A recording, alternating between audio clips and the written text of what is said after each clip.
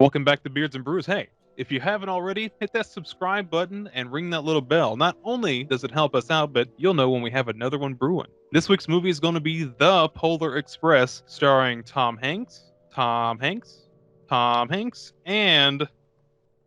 Tom Hanks. Fellas, what'd you think of the Hanks Express? Also, if you didn't notice, down in the credits of IMDb, Tom Hanks is in this one. Boy, oh boy. Hanks on a train. Yes, it is. This movie is like so well crafted, but just in the wrong direction. Man, this movie's a weird one. Okay, I just want to get this out of the way right now. I hate Christmas movies. Just like almost all of them. Really, almost all of them. I hate them. So let me get that out of the way before we say anything about this film. Oh, I get it. All those Hallmark movies are just like the complete copy-paste dumpster fire trash you could possibly imagine. This has like artistry behind it, but man, does this train soar into the biggest uncanny valley I have ever experienced. Yeah, that's a phrase that we're going to bring up a lot, is the uncanny valley. And if you don't know, that is when something looks almost real enough to be human. It is almost dead on, but just far away that it's weird and uncanny. Yeah, so it looks like this weird PS1 game, but worse. Like if you were trying to play Alan Wake. Oh no, Alan Wake looks way better than this sometimes. Because like it has the uncanny valley once more. Like it'll have moments of like visual brilliance. I'm like, man, this is whimsical as fuck, and I'm along for the ride. Then that dumbass kid looks straight into the camera. I'm like, oh god, please put it away. You know, I'll give it this. For the most part, this movie looks fine. It looks good, even appealing. It's just every once in a while you'll get like a look in the eyes, and it's always the eyes where you're like, I don't like that. So the uncanny valley thing that you guys are talking about, it's so fucking weird to see these characters because they look like something out of a PlayStation 1 cutscene come to life. And there's a young kid, and he's the one that bothers me, the poor boy Billy. And no matter when you see him, he looks way off. Fucking Billy, man. No, like the little kid to me reminds me of like what's his name, Stewie from Malcolm in the Middle. Yeah, absolutely. Yeah. He's got like the small face, Yes. big ears looking dude. Mm-hmm. That's my exact note, Chandler, is Malcolm in the Middle kid. Probably a victim of fetal alcohol syndrome. Yeah, that guy. You can tell. It's all in the chin. But yeah, like everybody looks weird. It's just so odd. Like I know they're trying to go for the realism and everything, but it's almost like the body and maybe like the head itself is almost stationary and the face is trying real hard to emote. Yeah, something that I've noticed is that like like just about everything is spot on as far as like the movements of like the body itself, but when they try and do movements of the facial features, it's just a little bit too slow and cumbersome to the point where like you're looking at it and you're like, is this a robot? What's going on here? Oh man, there's actually an instance like that when we get into I don't know, ghosts or whatever, and some dude's trying to act like Santa Claus and he's like doing Mr. Roboto on top of a train. I'm like, this is unsettling. Yeah, I mean, there's not a whole lot of plot to this movie, but let's go ahead and toss something out there. Like, it's Christmas Eve. Little boy, he's like 12 years old. He's like, I don't know if I believe in Santa Claus anymore. I don't know. Maybe I'll just go to bed. Knock, knock, it's the Polar Express. Yes, and he goes and gets abducted by CGI Tom Hanks. It's so weird, man. Just like knowing that like Tom Hanks is like the voice and the motion capture of this particular character, but it's not his face. And I'm just like, okay, that's disconnect number one. But it's almost his face. Yes, that's what's wrong, is that it's almost his face. And that alone just makes you feel like, why is this CG? Just slap some makeup on the man and just like make a movie at this point. That's what I was thinking. You've got all of the motion capture right there anyway. You've got the voice actors anyway. Just make it a real fucking thing. And then they could have just used it for the Disney ride. Yeah. Hell, why not? But no, we get this okay, I'll give this movie a little benefit of the doubt. There are moments, like I mentioned, which are very whimsical, very fantasy-esque, and I love the visual cues, but you can definitely tell like what's taken from the book and what's just jammed in there. Because when the train actually pulls up to the house and the snow fog clears, that's brilliant. That looks fucking cool. I'm just like, all right, the mood is set. What's next? welcome aboard, kids. I'm like, no, all right, fuck. It's the illusion's over. Ah, Snowpiercer, the humble CG beginnings. Ooh. Oh, Captain America can't save us though. We're The doomed. hero of this movie to me was the music. Like that was the only Yes. time I felt inspired or jolly or anything. But Mhm. it also had that weird Bioshock feel. Sometimes the music was really cute, and you went, "Aw!" And then whenever they get to the North Pole, the music is very changed. It's like classics. Here's the perfect example: when horror movies use gospel music. Yeah. No, you think Bioshock. I went Fallout. Like, I that think, whole Okay. I think town it's looks both. like a Fallout fucking shelter. I'll go with both because some of the music in the middle, I'm just like, oh yes, there's always a man and there's always a train. No. Did you guys get annoyed by the dork kid who was 100% the voice from the dork guy from Critters 2? Yeah, Drew Carey. Man, that kid needs punched in the fucking face. Like, every time he's on screen, I just want to. We get it. He's almost like the embodiment of like Fran Drescher's voice. Like every time he just Oh. opens his face, I'm just like, ugh. Yeah, dude. He was a big drag on this movie. So they all get in the little train and you're introduced to the ragtag band of kids who apparently, for the first time ever being on or having heard of said Polar Express, know all the words to the Polar Express song. Maybe it's like a well-known song in there, like a Christmas song, like a traditional Christmas song in their world. man. I don't know. I've never been to Grand Rapids, Michigan, so who knows? Their world, Grand Rapids, Nice. Michigan. This is very specific.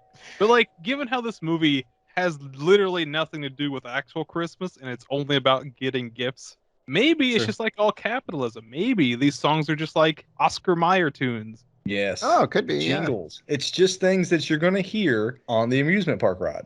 Like, could it be like that the Polar Express is actually like a product? Maybe these kids have to pay for Oh, something once they man. get back. Their parents might get a It's- bill for like $300. You're totally on point. This is like a giant Oscar Mayer holiday Wienermobile. Yeah, that's exactly what this is. Whenever they get on the train and the ragtag group is there, what fucking kills me, absolutely kills me, is he's like, tickets, tickets? You know that you just abducted this child. How's he going to have a ticket? Right.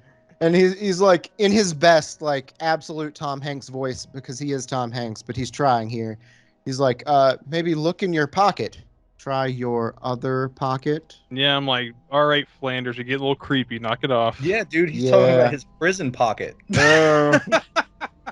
He does start searching around. He's like, wait a minute. But despite there being an entire train car full of kids here, we only really care about 4 of them. Really, we only care about, if I'm being honest, none of them. But we only see 4 of Yeah. them. There's the main kid, whose name I don't think we ever learn. There's the little girl. There's the annoying kid with the glasses, Drew Carey. And there's the last kid that gets picked up is this poor kid named Billy who lives on the other side of the tracks. Oh man. The only reason why we remember him because he's just Billy. That's it. He's just you know. By the I way, remember him because he was almost willing to die for a Christmas gift. Yeah. that could be a PS4. I could take that home and sell it to buy food. No, Yes. did you see the house he came out of? Those are cold cuts. Mm. Oh, look, you got some pastrami. getting Yeah, I was hungry. like, wait a minute, pastrami's kind of nice. I'm getting hungry. Oh man, but the movie kicks off like immediately, right? So Mhm. like they're doing the whole ticket thing, and it's superfluous. Whatever. Like I guess it tries to add a little character to the conductor Hanks or whatever, but he just comes off as fucking weird. Yeah, like there is a little bit of that where you're like, what does he know and how does he know it? Is he spying on some people or where'd that Yeah. ticket come from? All of this has that Charlie and the Chocolate Factory remake vibe. Mm. That's Okay, actually- yeah. Yeah, that's actually pretty spot on because the entire time he has that like cynical playfulness, and you're just like, okay, what is this going to amount to? I know it's nothing, but please tell me something. Hey, little I'll girl, tell I'm you- going to take you to the back of the train. And it's just like, Oh. wait, what? It's like, oh wait, we're not alone. Billy's back there. You got a ticket, kid? Yeah, I'm about to punch her ticket. Oh, man. no. Why is Yeah. I thought he was like a special character or something, like another Tom Hanks version, like baby Tom Hanks. because Oh, he baby sits in the Hanks. back all by himself, segregated. I don't even know why that's a thing. It was never explained why he basically ousted himself. Like he chose to be back there. Like all the rest of the kids were like, "Hey, get on the train. We got your back, buddy. Come on." And he finally gets on. He's like, "Later." Maybe he was just tired, out of breath. I don't know. Wanted to, settle himself down. He just had to run after a fucking train. In So, like, galages. Yeah. give him a second, man. I like that Chandler's got his back. I mean, I know if that was me, I would need a second before I, joined those crazy kids that are up there singing about this train that I've never fucking heard of before. He just has to like compose himself in order to be like, "Hey, fellas, guys, ready to burn your esophaguses with some hot cocoa?" Dude, The hot okay. cocoa looked pretty good, though. This was a rough scene for me. Was it? This was kind of fun for me. You got get the waiters coming in doing their little song and dance. It was just so extra, so fast. Like I Mhm. wasn't prepared for this. Like it was very, I'll say low key. Yeah, a train pulled up out of nowhere. This is fucking weird. Tom Hanks being extra weird. But like I was like, okay, this is kind of like storybook fantasy. I'm kind of on board, pun intended. And then like this explosion of just like and all the kids are just like, wow, this is amazing. I'm like, no, it's not. I'm annoyed. Yeah, Yeah. what Disney princess is on this fucking train? Tom Hanks. Yes. do our best. Stole right Yes. from fucking Beauty and the Beast and ejaculating hot cocoa all over the place into people's cups. I don't know. I didn't like it, and the movie started weird, but this was even so, like you said, so much more over the top that I was confused as to why. And I think the scene not only is it like supposed to be used to like get Billy kind of like by himself in his own little cocoa, but there's also that weird thing about the tickets again. Like for some reason, the little black girl's ticket, whose name escapes me, well, her ticket's sentient Yes. for Yeah. whatever reason. It's you're like talking about, a bug or something. You talking about like when we get our first taste of Polar Express the ride and the ticket flies out, is swept away by wolves, snatched by an eagle, vomited out by an eagle, carried down a river, and then somehow falls off a cliff as a snowball, goes under the train, hits a hobo, and then ends back in the kid's hand. I just hate to think about there's a boardroom and one of my favorite directors, Robert Zemeckis, is just like, okay, what happens after it's a snowball? Yeah, that's good. This is good. Now we're gonna have to baby bird it. Yes. We got to Christ. foreshadow Hobo Hanks. Don't forget him. Oh, Oh yeah, but I'll tell you what this scene reminds me of is. Do you remember? Did you guys watch The Office? There's an episode where they're trying to make a commercial about Dunder Mifflin, and it's like we just watch a piece of paper through the whole like thing, and it just keeps getting handed off to one thing or another, and it ends up being thrown into a garbage can or whatever, and pulled back out, and it's like, oh, Dunder Mifflin Paper Company. That's what this scene is. well, I can't even give the movie credit because this is all just so Billy can get his Wonder Welcome Ale. You think they're gonna give a Wonder Welcome Ale to a kid? I mean, they might. You see that mustache on Tom Hanks. But anyway, what I've got here today is from Samuel Smith's Brewing Company out of, I don't know, England? Somewhere in England. I don't know. This is their 2021 Winter Welcome Ale. This is always a good one as far as I'm concerned. Give me just a second. In the meantime, we'll just have a musical number in the back of the train. Yes. If you look upon the stars at Christmas is aurora borealis. To be honest, that was the only part of the movie where I connected with like the little kid because he was just standing there, just like, "What?" All right, so Samuel Smith's Winter Welcome Ale. I've had other iterations of this before. This is the first time I've had the 2021 edition. Seems pretty similar. Got a lot of like bread and raisin. It's a little hoppy. It's definitely got like a big malty base for you to just warm up to. This is a pretty well balanced, if not unremarkable beer. Very drinkable, very warming, very comforting. It smells pretty boozy despite only being 6% alcohol, but that's part of the welcome part, isn't it? You should have it next time you're on the Polar Express. But you won't be on the Polar Express Proven. because you're under 21. You shouldn't drink if you're under 21. Good save. Good save. The only person drinking on the Polar Express was old Hobo Hanks, and he was brewing up some sort of prison sock fucking stew or some shit. The kid was totally into it. He like horked down that entire cup before he's like, "Oh wait." There was a sock in there. Ugh. Well, since we're on the topic of Ghost Hanks, what was the whole point of this character? Like, was he the Christmas spirit or some bullshit like that? Because legitimately, he was just there to just tie scenes together that didn't have any other connective tissue. No, you're absolutely right. He's just a hobo on top of a train playing a hurdy-gurdy. He's just there. And honestly, I'm all for it because the voice that Tom Hanks uses here is like he's basically trying to sound like Tom Waits. You know, Yes. I'm all for this character. Let's just have it. I'm moving I'm a forward. hobo guy on the top of a train. They could have just gotten Tom Waits. Note to self: He probably watch would've. Robots. Yes, Robots is good.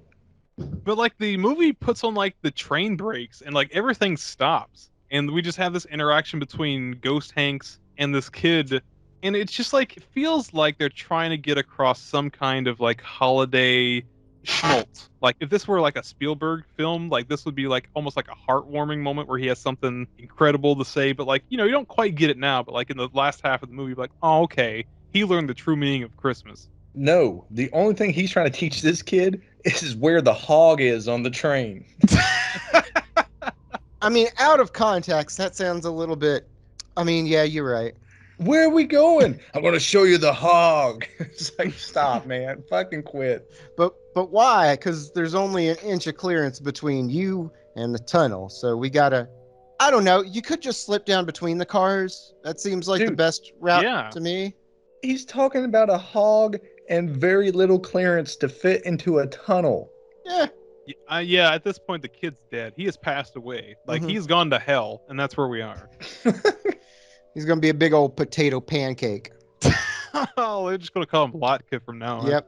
But you know, this just happens for a minute. The hobo, for whatever reason, has skis, and I don't know, man. He disappears Yeah, in like me a either. puff of snow. And this was all just to get him to the front of the train where Mhm. more shenanigans that kind of just can happen. He jumps down into the coal car, I guess is what it is, and it spits him out where the girl is, like the little black girl from earlier, and she's Mhm. conducting. But why is she conducting? Oh, because the actual conductors are in the front of the train trying to replace an light bulb. That seems like an OSHA violation to me. Well, boy, oh boy, just wait until you find out what they use for the train horn. It's a ginger lad. Dude. Oh. that what the- Butterbean and that fucking ginger dude were Fucking the Butterbean. worst. Butterbean. Yes. Like, I don't know if they're supposed to be like comic reliefs, but the whole time I'm just like, these fellas are special. I'm going to try Yep. not to make these guys mad. Like the one long-haired guy, like he's definitely straight out of like an old Looney Tunes cartoon where Bugs Bunny goes down to like Kentucky and you know he's sitting down like sipping on like a thing of it's not moonshine but it's got 3 X's on the bottle. You know what I'm talking about? He's the kind of guy who says something first to Bugs, like, looks like you made a wrong turn at Albuquerque. Bugs is like, yeah, I did. Then the banjo fires up. Yeah, but these characters don't have a purpose. I don't know. You get to No. tug on that one guy's beard and he becomes a caribou whistle here in a second. That's about it. Aside from that, this is like 5 minutes of wasted film. Can we discuss that the Polar Express is fucking junk? It runs once a year, and we've already got a light out. The brake handle isn't working. The train coupling seems to keep failing. There's a lot of issues with this train that runs once a year, full of children. Again, a lot of OSHA violations. I don't know, man. See, that's what happens when you put a giant piece of machinery into the care of Butterbean. Yeah. Well, I thought that's what happened whenever you put the care of a giant machine in the hands of people who watch too much Tokyo Drift. Dude. Okay, Oh. so before we get there, we have to talk about the very long and superfluous roller coaster ride that the Polar Express decides to just ride on. And when you say roller coaster, it's an actual roller coaster ride. Like, I'm surprised. Like, is this a ride somewhere? Because it needs to be. Like, it has to be, just like for marketing reasons, right? Was this movie in 3D? I don't know. But it Oh, definitely I feels would- like the kind of kids movie that's like the only reason this exists is because it was a 3D ride. Yeah, this came out in 2006. It has to have been released in 3D for sure, right? Ugh, I don't know. But like I was over it immediately. Kind of like the hot chocolate scene. It was just so extra. Like, Mhm. goodness, stop. I get it. And then like not only does it do it once, but twice. And the second Yes. time Tom Hanks is like, "Oh, I guess you weren't impressed by the first roller coaster ride. I'm gonna take this ride with you and just softly kind of, yep, I'm just gonna tie you to the front of this fucking train, you little shits. Yeah, we're on the front of a locomotive, accelerating uncontrollably, going toward Glacier Gulch, which is the steepest downhill grade in the world. Thanks for that exposition, Tom Hanks. Just in case the movie takes you out of it. Just in case. Then, oh no, there's ice that's frozen over the tracks. What are we gonna do? That's the whole shtick. What are we going to do? That's the whole scene. Okay, so I've got questions about this. This is ice that's frozen over the tracks. So there is train track here, but everything that we see cracking is just a lake. So did they just build train tracks over top of a lake? What are we doing here, guys? What are they doing in Canada? This has to be Canada at this point. We're going from Michigan to the North Pole. What are we doing, Canada? Well, if I can rely on another Alan Wake reference, maybe it's not a lake. It's an ocean. I don't think that makes it any better. It was just Fast and Furious, that exact scene from that one fucking movie where they drift across the ice while they're getting chased by a tank or some nonsense. When did this movie come out? 2004 or something? 2006. Oh, no, I think that's the same year that Tokyo Drift came out. So maybe they were just like, what are the kids into these days? Oh my God. So this whole movie is about Christmas spirit, all that. We have drifting trains. What if instead of Tom Hanks, they would have cast Vin Diesel? And he's like, hold on to the train, kids. It's all about family. Yeah. Yes. So that's why he's collecting all his kids. He's collecting his family. Beautiful. That is the most ambitious crossover event of all time. That would make that whole scene where Tom Hanks takes his cap off more entertaining because, like, instead of him having a bald head, it's just like Vin Diesel with like long locks of hair. Yeah. No. It just spills out. Yeah. So once they miraculously get across this lake or ocean or whatever it is that they have, for some reason, built train tracks across, the next thing they do is they go up this mountain or something. I don't know. While they're going up the mountain, they run into a car of like old toys that have been discarded. This part doesn't fucking matter at all either. No. Yeah. This scene alone made me think of just like, man, this is way more terrifying than it should be. And then I start noticing like little nuggets like this through the rest of the movie. I'm like, what are they trying to tell kids? Okay, I've got an idea. All right. Universal, any of those theme parks, let's make the Polar Express an actual ride, but let's make it the haunted Polar Express. I try now. That ghost upstairs makes a lot more sense. These creepy dolls make a little bit more sense. It's a thrill ride, guys. The inclusion of Tom Waits makes absolute sense. Absolutely. It's Hey, Universal Studios, let's get on that. Sponsor us or something. Man, could you imagine like every ride you took in, like if it was the Jaws ride, you got the narrator, and over here's the shark. You got him being the tour guide. Like, yeah, I know everything about the Polar Express. I'm so fucking dorky. Don't you wish you could just beat me in the head? Man, I really hate how close you are to that. I'm gonna throw him to the shark. I don't care that it's mechanical. I'll just like throw him in like the machine. See what happens. Bigger dork. Like throwing a kid to the shark seems kind of bad, but like watching Chandler throw the perfect spiral is going to be very, very satisfying. Ooh. Wow, your Coriolis effect is wonderful. Chomp.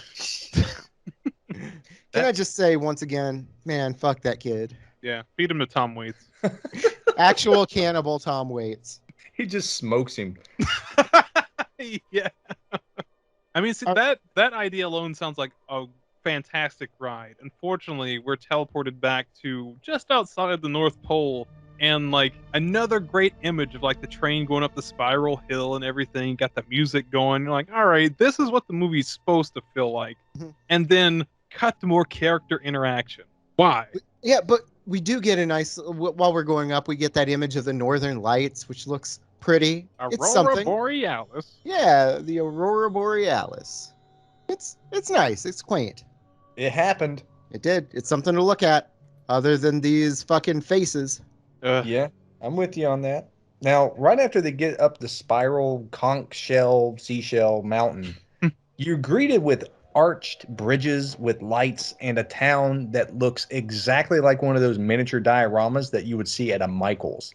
It looks way too perfect. Like everything is super square, and it's like a very brand new college campus. It's like a college campus that nobody has ever stepped foot on.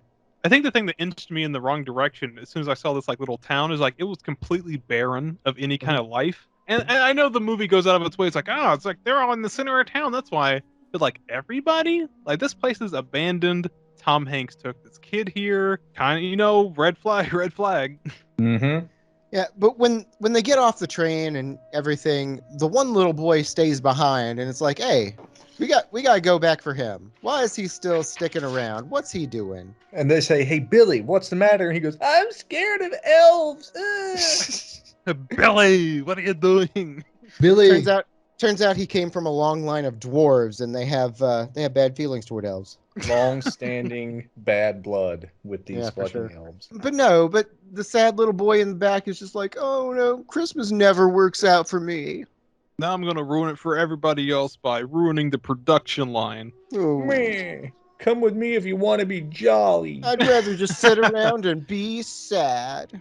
And their train car uncouples magically and sends them into the heart of the operation. And this is where I said I got the BioShock vibe. We have one of those train turnstiles that rotates in a circle, and then they can choose which track they take, much like Thomas the Tank Engine. Yeah. And the music is playing, I don't fucking know, Jingle Bells or something, but it's like Jingle Bells, jingle bells, jingle.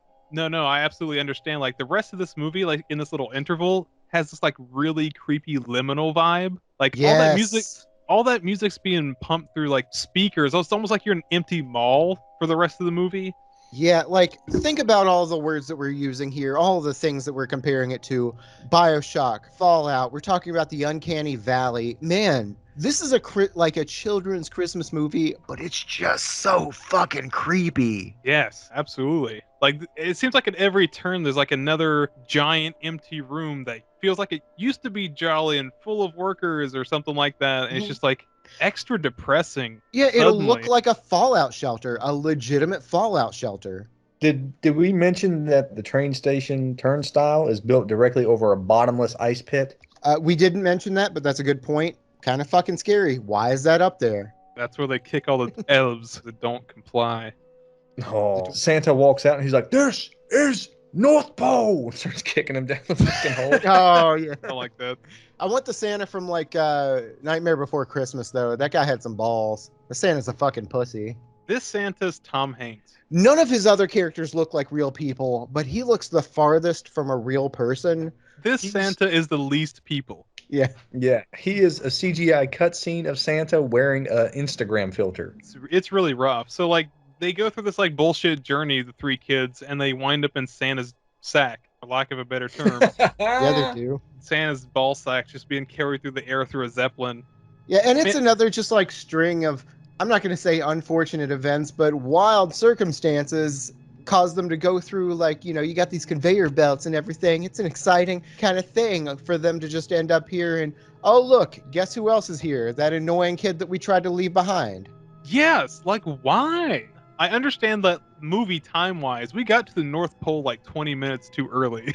But like they decided to fill it with just like legitimate nonsense and dissociative connective tissue just to get them to meet Santa. Well, it made me feel a lot better whenever they knocked down the star, crushing around 20,000 elves. That shit looked It heavy, then yeah. sent the reindeer into a frenzy. They trampled like 100 people, killing 16. But no, those elves are legit, though. They're like paratroopers. They're coming down guns blazing. Yeah, I mean, I guess so, but like it's an extended period of time, the star falling off the tree. Mhm. And like they're diving after it to catch him. Like, why are they falling faster than gravity? Because they are smaller than star. Gravity affects elves less, thus they can avoid any kind of. It's the North Pole. There's less gravity up there because of the aurora, the Coriolis. It just is, damn it. Mama said them elves are so short because the gravity don't smoosh them up. That's exactly what happened. Mama said. See, the elf season is in the summer, but the summers are so short up there because the gravity is higher in the summer, but in the winter there's less gravity. That's what's going on here. And you can't tell me any otherwise. I like how all three of us have devolved into Charlie from Always Sunny, just trying to figure this shit out on the board. There's something here. Oh man. Well, that investigatory tangent aside, they meet Santa. That's it. Yeah. And man, if we hadn't said it before, this Santa looks creepy. Just fake. Yeah, just awfully, like you said, porcelain. He Mhm. has like an introduction equivalent of like what Elvis had back in his heyday for whatever the fuck reason. Like even though like all these elves are his employees, they're like, "Fuck yeah, Rockstar Santa, there he is." Is that Jeff Bezos? No, they were. I love how everybody's excited except that one guy's like, "Is that Jeff Bezos?" Hey, son of a bitch, Santa! I had to piss in a Gatorade bottle. Oh, Santa's a shithead, by the way. Oh, nice. I was shook by this scene because the elves were more excited than the children. Like the elves were going fucking batshit, and the kids were just like, "I guess they're Santa." Is that him? The guy? He's skinnier than I thought he'd be. Huh? Pretty much. And he's like, "Hey, little boy, do you believe in me?" He's like, "Fuck yeah, I do, bro. What you got for me?" He's like, "Take this sleigh bell." And he's like, "What a fucking jip." The Yeah. end. Yeah. The end? No, he asked for that thing or whatever. Yeah, like it's supposed to be like a big thing, like who's gonna get the first gift of Christmas? And we know it's gonna be Charlie. That's not his name, but of course this is Charlie in the Chocolate Factory, the main kid. I'm calling him Charlie. The annoying kid is like, your gift is gonna be maybe shut up a little bit and have some humility. That's your gift. Oh man, the kid, I absolutely wish that little kid was like, what's the first gift of the year? And Santa just decks that little shit. Turns out the first gift was them hands. Santa, what'd you bring me this year? The beef. Starts swinging. Yeah. But the little girl, he's like, your gift is, I don't even remember what he gave her. Is like, you've got leadership skills. Here's a gun. And then for the little boy, I honestly walked in expecting the first gift to be the little poor boy. Probably Yeah. should have been. Probably should have been. Absolutely. Really? Yeah, he had the story arc for this. He went from being a poor introverted child with no friends to top of the world. 100%. Well, you Like made a couple friends. That's fucking good enough for you, kid. I'm giving the first gift of Christmas to your buddy over here who lives a Oh nice my God. middle class life. that was the biggest issue with me. Like, I totally thought, save all the other complaints that I had about this movie, like, I thought, like, Charlie, would just be like, he would get picked because he's the main character, but then he would do Sure. the great Christmas thing of giving, just be like, no, give it to Billy. He deserves it. Absolutely. No, he dunks it immediately. Give me the bell. I want it. I'm gonna put it in my pocket that just happens to have a hole in it. And Billy just over there, just like, man, that elf took my fucking present. He's like, "Oh wow, this is so great. I was gonna wish that my mom and dad were getting a divorce, but I guess the bell's okay." Like, it's funny that you mentioned that because, like, well, on their way back, they have to drop all the kids off just in reverse order. And when they go drop Billy off, he immediately runs inside and he finds the present that the elf took away from him. But he runs all the way outside onto his porch to show everybody that it's there. And Mhm. I half expected his parents to run after him with a belt. Get the fuck back in the house. It's cold as fuck. Oh no. Before we get too far past it, there's something I can't skim over. There is something just it's aching at me. All right, back at this celebration when Santa comes out and gives out the first gift of Christmas, there is a performance. The Oh, elves yeah. have a band, and the lead singer is Steven Tyler. I don't know, man. I guess I forgot to pick up tickets for like Elvis Smith or something like that. Oh, it's Elvis Smith. I like What- Yeah, that. what the No, fuck no, does it's bad. Steven Tyler have to do with anything? Make it fucking Michael Bublé. Do anything. I'm pretty sure this movie came out in a time when all the Shrek movies were ending with a musical number, so they absolutely had to have one too. Fucking Aerosmith. It's not even Aerosmith, it's just Steven Tyler. And as an elf, it's not just Steven Tyler. Just so the viewers know, this is Steven Tyler, but as an elf. And it makes no fucking sense. Little Billy's sitting over there like, "Oh wow, it's Elvis Smith. You think I can get an autograph for Christmas?" And he's just like, "Dream on, dream on." Either that or Santa just like, I'm not busy giving out these hands. doof, and just starts just nailing. You want some beef too, kid? Law says I can't give you an autograph, but I can talk to your parents and try and adopt you to take you on tour. Oh no, I get it. Yeah. Steven Tyler's a creepy motherfucker. All those old Anyway. rock stars are. Yeah, they are. So after that wonderful performance, like I Yeah. said, they start dropping the kids off back at their house. Santa zooms off into the distance like it fucking matters at this point. And they have like this moment. And I say this kind of moment because like I know what the movie's trying to do, but there's no connection between these children whatsoever. And they just have that like little hug between them, like, I'm going to remember this forever. Maybe we should trade information and keep in touch. Nope. No. There's like later. Billy Peace. thought he made friends, but he didn't even get their Facebook. Yeah, and you know Charlie's not going to walk the 2 blocks to go see Billy on the wrong side of the tracks. No, Because that's the wrong side of the tracks. Have you been over there? It smells like boiled peanuts. all like he waltzes over the tracks with his really nice bathroom attire, and he's like, "Oh, you could tell he's from the other side of town. He hasn't got shit all over him." Yeah. Once they start dropping kids off, there's a quote that the conductor Tom Hanks gives. Says, "That's the thing about trains. Doesn't matter where they're going. What matters is that you decide to get on." What does Is that that- mean? What What? the fuck does that mean? That boggled me actually watching this movie. I'm like, that's not anywhere close to sincere. Like that's nonsense. That is not the thing about trains at all. He could have been Hunter S. Thompson and said, buy the ticket, take the ride. Oh, Do that. absolutely. He could have just been absolutely just a dickhead too. Be like, that's the thing about trains. They're always late, and just pisses off. Because at least it would have been true. It turns out what happened all along is these 4 kids, Santa, and by Santa, I really mean Flanders Tom Hanks over here. He snuck into these kids' house and doped them up with some nitrous. Now they're all just fucking tripping out. I was sleeping in my bed when the drugs took hold. Yes. Oh, we can't stop here. This is elf country. This is a NyQuil. It's a fucking NyQuil induced fever dream. No, you can't stop there. It's Hanks country. Too many of them. Too many goddamn Hanks. He's gonna ask you to give him a kiss. Yes. Oh no. So, things that we can all agree on that would improve this movie is Tom Waits and Gary Busey. Are we on the right page? Oh, 10 out Busey of 10. Santa. Busey Santa. Yes. 110%.